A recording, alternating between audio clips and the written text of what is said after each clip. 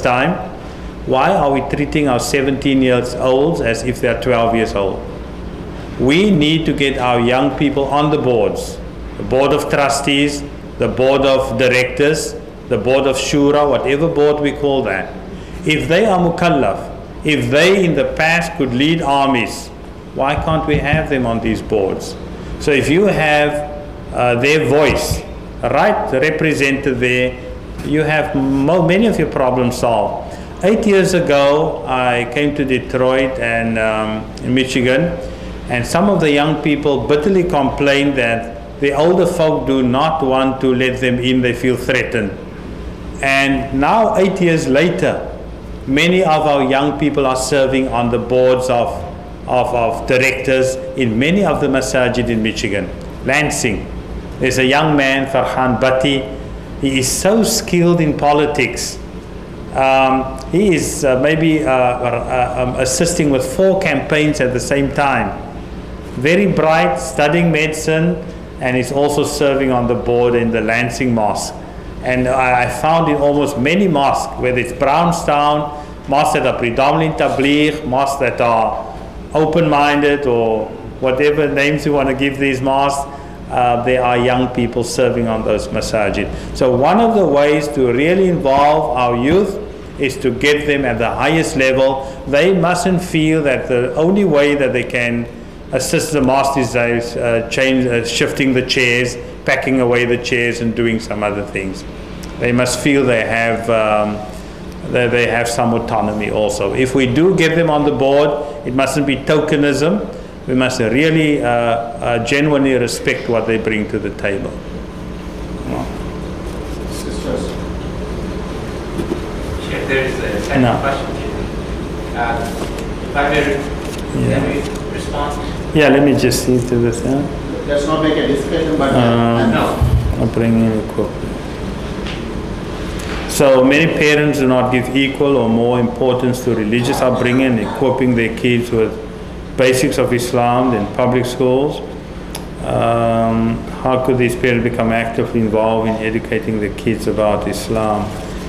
I look at the Jewish community, and especially the rabbis, and the way they organize themselves. Today, to be a rabbi is the equivalent of being a professor at Harvard or Yale or some very prestigious place. Many of the Reformed rabbis are earning $300,000 per annum.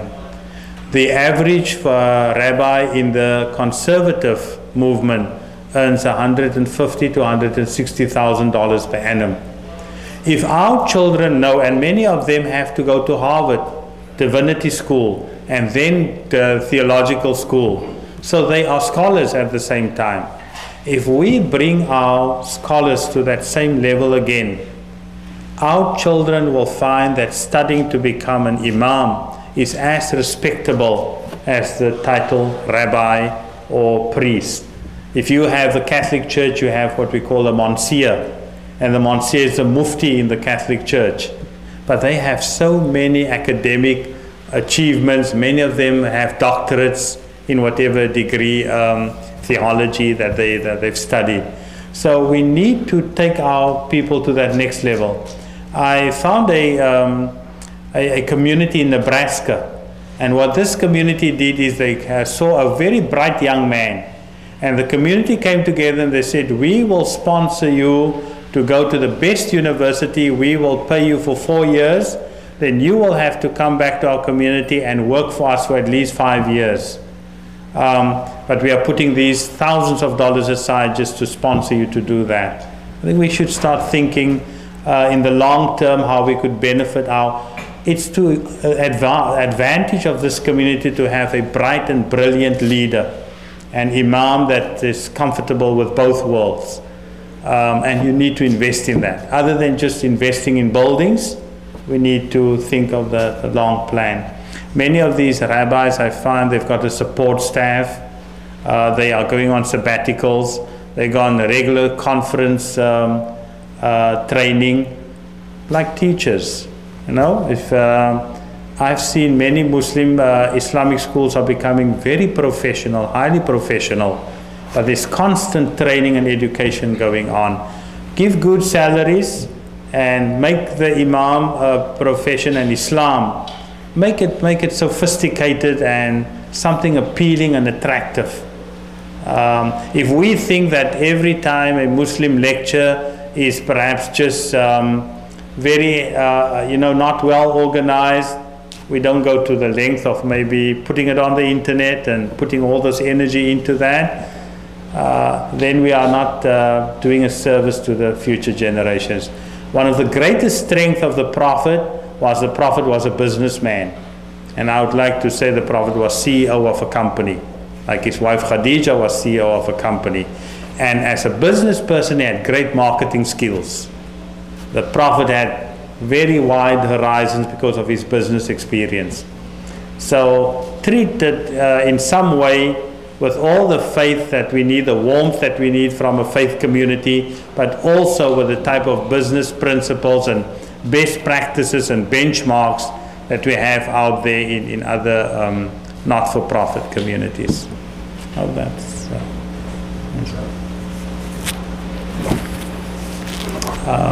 Dr. Abdurrahman, want to say something? Munibur Rahman, Dr. Comment? I want to hear something from our young people. Any question you have? I have a question. Okay. In the attempt to, I guess, assimilate with the culture here in America, I noticed that some scholars have kind of modernized means changed some of the teachings of Islam. How do you feel about that? I mean, I hear people downplaying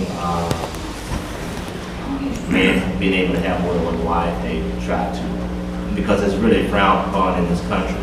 You know, they push that away, you know, like it doesn't exist in Islam and stuff like that. So I hear that a lot.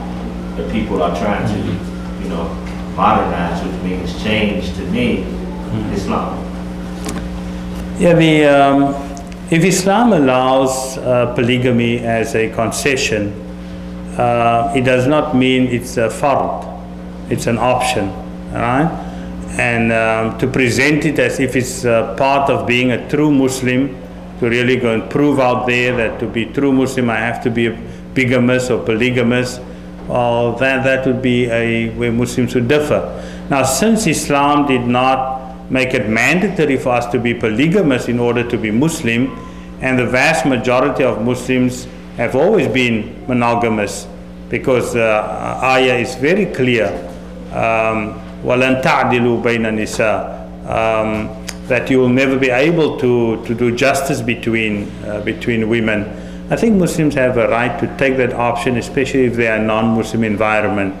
Most of the people who go in for polygamous marriages are Afro-American Muslim brothers. They have a certain strength. You touch one of them, Los Angeles, and the whole nation would rise up for. They've got that backing and that great support behind them. Many of the immigrants who come here still feel very unsettled. So I think it's a matter of time where people would say, fine, we still want to claim that right or not claim that right. But the other important point, it's not mandatory in Islam. And yes, I know some exemplary cases. One lady was an administrator from a university. She married an Imam, Afro-American Imam. She's Caucasian. And they had a wonderful relationship. She went to go and propose and invite another woman to become the second wife. But I think we just need to, we have so many other problems and issues to see to, and we know what happened in Texas recently with that polygamous case.